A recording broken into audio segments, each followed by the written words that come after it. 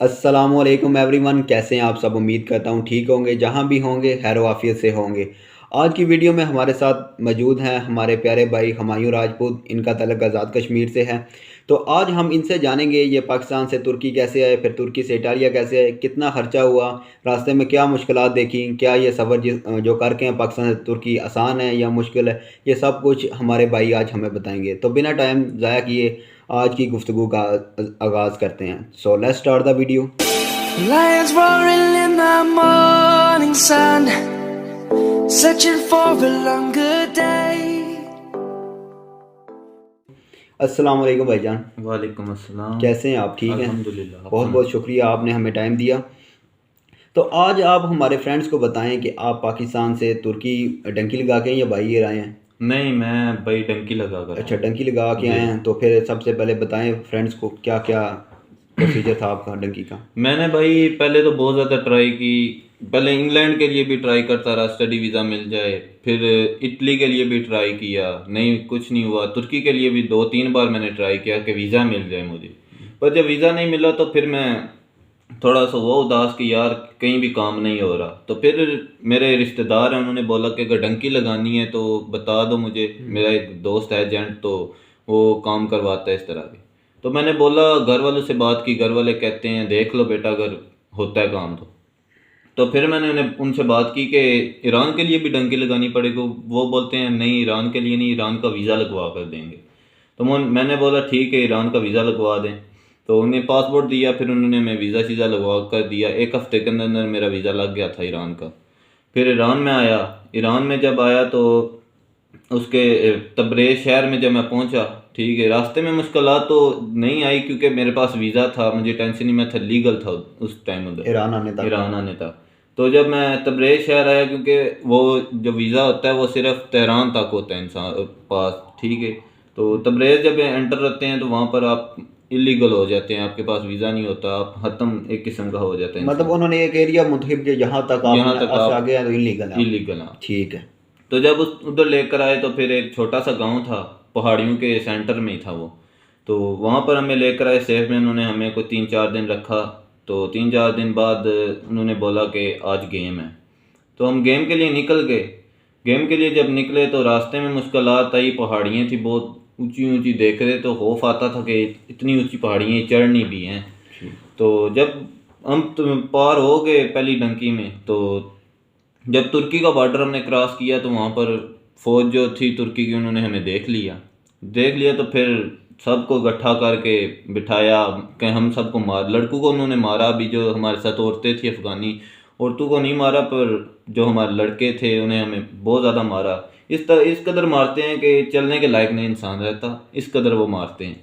तो फिर ये किस्मत ये अच्छी थी कि उन्होंने वापस भेज दिया, कैंप में नहीं भेजा हमें, वापस भेज दिया। वापस जब हम गए तो हमारी हिम्मत जवाब दे चुकी थी। हमने बोला कि पीछे पाकिस्तान फ़ोन करके कि हम आगे नहीं जाएंगे, हमने वापस ही आना है, क्योंकि हम उन्होंने इतना हमें मारा हुआ है कि हमारी हिम्मत जवाब दे चुकी है, हम नहीं चल सकते।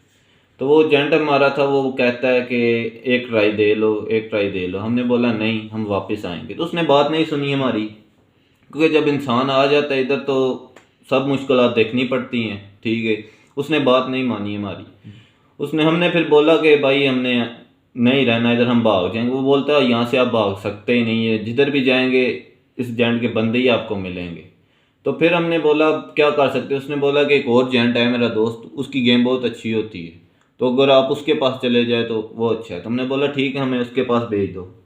वो कहता है कि अगर उसके पास जाना है तो आपको इधर पैसे देने पड़ेंगे, क्योंकि इसने आपको भी अपने पास रखा हुआ है। तो ये कहता है कि अगर बंदे लेने हैं अपने तो 200-200 250 यूरो आपको देना पड़ेगा एक एक बंदे का। तो हम 3-4 लड़के थे पाकिस्तानी उस टाइम पर उधर। तो फिर हमने पैसे दिए, पीछे से दिए, क्योंकि मजबूरी थी, अभी वहाँ से जाना था हमें। जब दूसरे जन के पास गए, वो जन बहुत अच्छा था, उसने हमें रिहाइश पर रखा, पहले तो अपनी अच्छा खाना खिलाया, फिर हमें अब वो सेफ में लेकर गया। तो उसकी जब पहले हमने गेम की थी, उसकी गेम ये थी कि उसकी गेम आधे घंटे की सिर्फ गेम थी। पहले जो गेम थी वो 5-6 घंटे में चलना पड़ा था, पर ये दूसरा जो जन था इसकी सिर्फ आधे घंटे की गेम थी, क्योंकि ये बिल्कुल बॉर्डर के, ईरान बॉर्डर के करीब हमें लेकर गया हुआ था। तो वहाँ पर हम जब पहली डंकी के लिए निकल गए थे तो फिर पकड़े गए। ठीक है, दूसरी दफा भी पकड़ेगी? दूसरी दफा भी पकड़ेगी। कौन सी क्योंकि आर्मी ने पकड़ा? वो ईरान की? यहाँ तुर्की की आर्मी ने दोबारा हमें तुर्की की पकड़ा। आर्मी ने पकड़ा। दोबारा, क्योंकि हम सिर्फ 4 लड़के आगे गए थे। ठीक है। ठीक है, क्योंकि बाकी जो थे वो ईरान की फौज ने पकड़ लिया था, हम भागकर हम सिर्फ 4 लोग आगे गए थे। 2 हम पाकिस्तानी थे और 2 अफगानी थे हमारे साथ। फिर हम जब आगे गए, हमारे पास कोई रास्ता ही नहीं था, हमें पता ही नहीं था जाना कहाँ है। तो फिर ना हमारे पास सिम थी कोई इस तरह की हम राब्ता करते कि हम बताते हैं हम आगे आ गए हैं, अब क्या करना है क्या नहीं। तो फिर हम देखते हैं कि ऊपर चौकी है फौज की, तुर्की की फौज की, देख रहे हैं। तो फिर हमने बोला कि नीचे से रास्ता जा रहा है, इस रास्ते पे पढ़ते हैं, चौकी दूसरी तरफ हो जाएगी, हम चले जाएंगे आगे। पर हम आगे गए तो सामने एक का रोड थी। ठीक है, हमने रोड जब क्रॉस की तो आगे साथ में एक छोटा सा चश्मा बह रहा था। हम उसके पास जाकर बैठ गए, हमने सांस ली और एकदम से वहाँ पर आर्मी की गाड़ी आके खड़ी हुई, वो लाइटें मारने लगी। जब लाइट वो मारी थी, हम सामने बैठे हुए थे, उसने फिर हमें उठाया, गाड़ियों में बिठाकर हमें अपनी चौकी पर लेकर गए हैं। वहाँ पर जाकर उन्होंने फिर हमें मारा है। दूसरी दफ़ा भी हमें उन्होंने मारा है। मार कर हमें फिर उन्होंने वापस भेज दी है। किस्मत हमारी ये थी कि वो हमें कैंप में नहीं थे भेजते, हमें वापस ईरान ही भेज देते थे। तो जब दूसरी दफ़ा हम मार खाकर वापस जा रहे तो हमने सोच लिया था कि अब हम पाकिस्तान ही जाएंगे वापस। दूसरी अभी डंकी नहीं अभी लगानी, हम वापस ही जाएंगे। यहाँ पर चलते हैं पैदल, यहाँ से कोई टैक्सी पकड़ते हैं और वापस शहर के जाके वहाँ से टिकट करवा के वापस जाएंगे, क्योंकि हमारे पास डेट थी अभी वापस जाने की, टाइम था वीज़े का, टाइम था अभी। तो जब हम वहाँ पर पहुँचे, छोटा सा गांव था, जब वहाँ पर पहुँचे वहाँ पर एक टैक्सी थी, हमने उसे हाथ दिया तो साथ ही ऊपर ना एक रिहाइश थी, वो थी डंकरों की रिहाइश थी। वो डंकर एकदम से बाहर आ गया, उसने हमें देखा तो उसने पूछा कि आप किसके बंदे हो। तो हमने फिर बताया कि हम इसके बंदे हैं।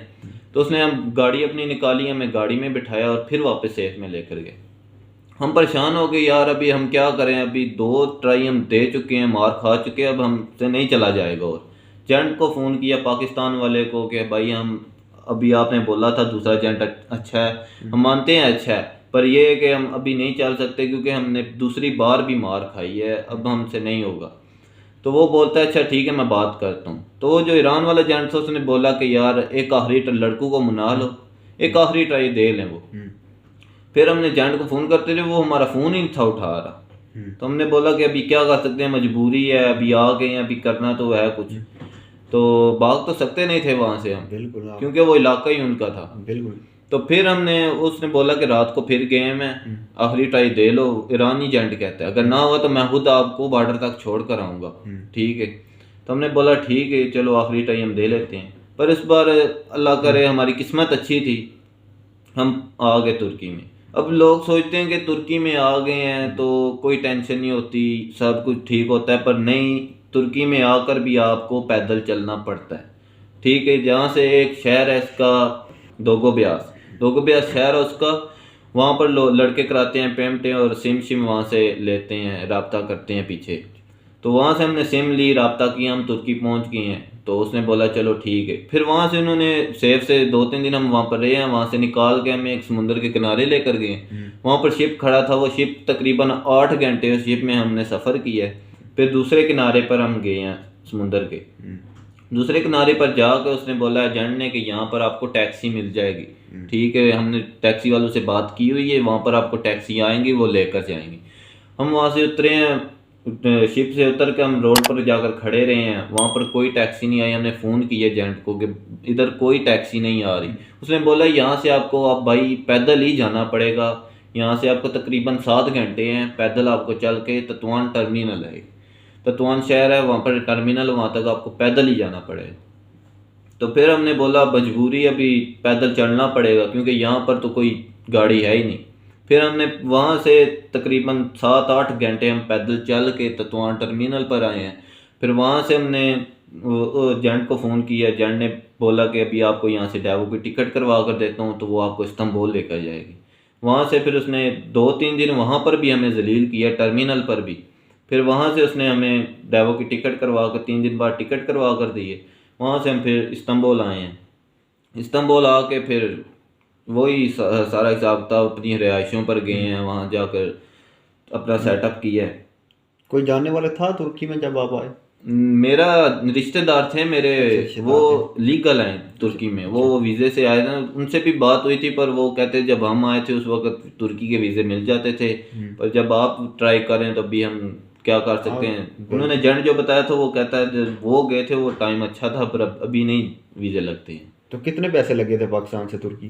तकरीबन मेरे भाई वैसे आम अगर बताया जाए तो लड़कों के लगते हैं तकरीबन 2 लाख रुपए लगते हैं, और मेरे लगे थे तकरीबन 3 लाख रुपए, क्योंकि मैंने एजेंट चेंज किया था और उसे पैसे भी दिए थे, इस वजह से मेरे पैसे ज़्यादा लगे आपके थे। 3 लाख लगे। तो कितना टाइम रहे आप तुर्की में? मैं तकरीबन 1 साल रहा हूँ तुर्की। 1 साल रहे हैं, ठीक है। जी। तो वहाँ पे आपने कोई काम वगैरह भी किया किसी फैक्ट्री वगैरह में? हाँ, तकरीबन मैंने वहाँ पर 3-4 महीने काम किया है। उसके बाद फिर कोरोना आ गया, कोरोना की वजह से लॉकडाउन और ये सारा हिसाब किताब।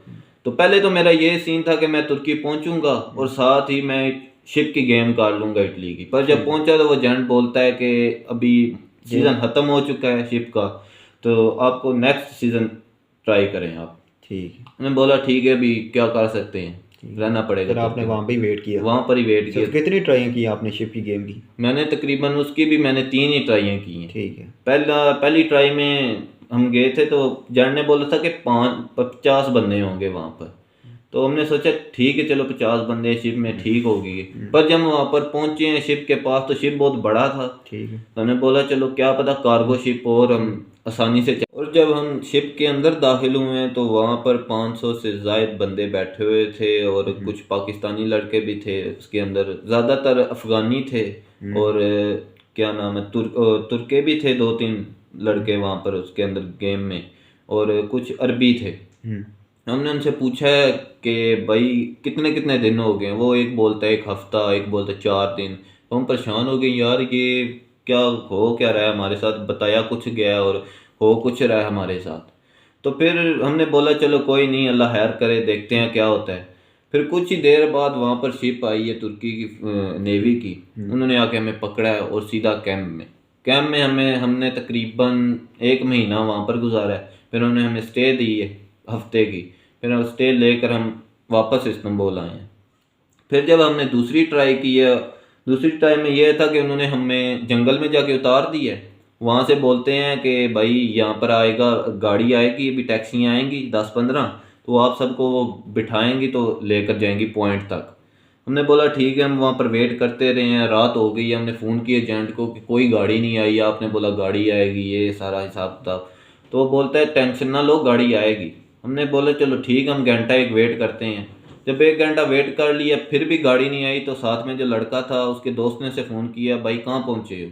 वो बोलता है भाई हमें जंगल में उतारा हुआ है, अभी तक जंगल में ही हम वेट कर रहे हैं गाड़ियों का। उसने बोला भाई इतना टाइम नहीं लगता है, गेम जब निकलने के टाइम हो ना तो इतना टाइम नहीं लगता है, तो आप वापस आना चाहते हो तो मैं गाड़ी भेज देता हूँ आपके लिए। तो उसने बोला कि यार हम लड़के ज़्यादा तो तुम 3-4 गाड़ियाँ भेज दो। तो फिर उसने हमें गाड़ियाँ भेज दी हैं, अल्लाह का शुक्र है कि गाड़ियाँ आई हैं। फिर हम बैठे हैं और वापस फिर इस्तांबुल आ गए। फिर जब हमने उससे बात की है तो वो एजेंट कहता है कि मैं माजरत करता हूँ कि गेम नहीं थी निकलनी, तो ये हमने बोला फिर आपने जलील क्यों किया? फिर हमने फिर एजेंट चेंज कर दिए। फिर हमने दूसरा एजेंट किया है, दूसरे एजेंट ने हमें बताया कि आपको तकरीबन 2 हफ्ते बाद मैं आपको गेम में डालूंगा, क्योंकि मैं नहीं चाहता कि आप जलील हों, क्योंकि आप आगे भी जलील हो चुके हो और मैं नहीं चाहता कि आप जलील हो। तो फिर तकरीबन एक हफ्ते के बाद उसने हमें बुलाया है। पहले तो एक्सराय शहर है इस्तांबुल में, वहाँ पर उसने हमें बुलाया। वहाँ से उन्होंने गाड़ियाँ मंगवाई हैं, गाड़ियों में मंगवा के बैठा के हमें लेकर गए हैं जंगल में उन्होंने भी बिठा दिया। हमने बोला कि यार ये क्या, पहले एजेंट ने भी हमें जंगल में बिठाया था, इस एजेंट ने भी जंगल में बिठाया हुआ है। तो वो कहता है कि आपको एक दिन यहाँ पर सब्र करना पड़ेगा, यहाँ से फिर आपको डायरेक्ट पॉइंट पर लेकर जाएंगे। और वहाँ पर भी वेट करते रहे, तकरीबन 1 हफ्ता उस जंगल में हमने गुजार दिए। ठीक है, आजकल करते करते, क्योंकि वो जो जगह थी वो इस्तांबुल से बहुत दूर थी, वो तकरीबन तुर्की की एक जगह से लेकर दूसरी जगह, समझो कि जहाँ पर ईरान का बॉर्डर लगता है, इतनी दूर वो जगह थी जहाँ पर हम चले गए थे वहाँ पे। तो उसने वहाँ पर हमें बिठाए रखा है 1 हफ्ता, वहाँ कुछ कर नहीं सकते थे। तो फिर हमने बात किया, वो कहता है आप टेंशन ना लो, आपको मैं इधर से होटल में भेज देता हूँ, आप जाके वहाँ पर आराम करो, तो 2-3 दिन बाद आपको गेम में डाल देंगे। तो होटल में जाके हम जब रहे हैं तो वहाँ पर पूरा एक महीना हमने गुजारा है उस होटल में। चलो हम ये नहीं था कि टेंशन नहीं थी, ठीक है, सेफ थे हम वहाँ पर। तो तकरीबन वहाँ पर हमने एक महीना गुजारा। एक महीने के बाद फिर हमने गेम की है, तो अल्हम्दुलिल्लाह हम इटली पहुँचे। ठीक हो गया। अच्छा जा, कितना लगा है आपके पैसे तुर्की से इटालिया?